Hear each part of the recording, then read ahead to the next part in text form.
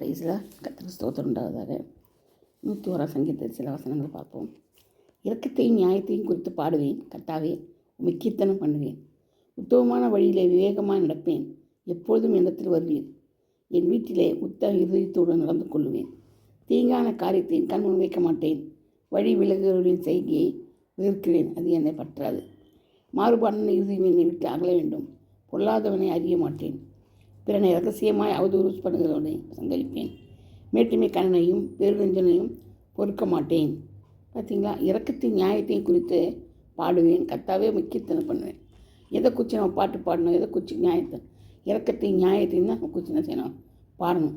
ஏன்னா கர்த்தருக்கு உண்மையாக நம்ம கீர்த்தனை பண்ணணும்னா இரக்கம் ரொம்ப முக்கியம் நம்மளுக்கு.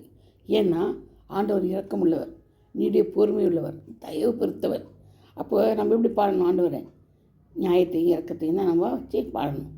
கர்த்தர் அப்போ தான் கீர்த்தனை பண்ணுவேன்னு சொல்லணும். உத்தமமான வழியிலே வேகமாக நடப்பேன். எப்பொழுதும் என்னிடத்தில் வருவேன். என் வீட்டிலே இதயத்தோடு நடந்து கொள்வேன். என் வீட்டில் நிறைய உத்தமாக நடந்து கொள்வேன் என்றான். உத்தமான வழியிலே வேகமாக நடப்பேன். எப்போவுமே உத்தமாக நடக்கணும், வேகமான வழியில் நடக்கணும். ஏன் இறக்கத்தை வைத்து பாடணும். தீங்கான காரியத்தை விட்டு விளக்குவேன். தீங்கான காரியம் எதுவும் என் கணவன் இருக்கக்கூடாது.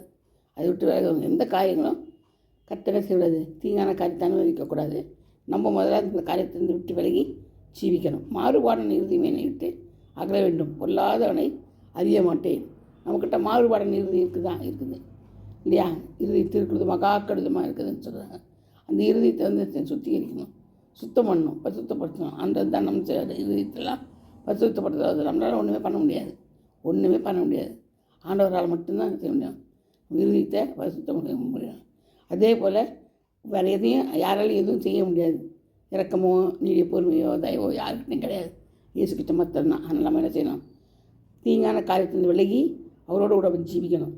தேசத்தில் உண்மையானவனுடைய வாசம் பண்ண முடிய கண்கள் என்ன செய்யணும், நம்ம நோக்கமாக இருக்கணும். கர்த்தர் தாம் இந்த வார்த்தைகளை ஆசீர்வதிப்பாராக. ஆமென்.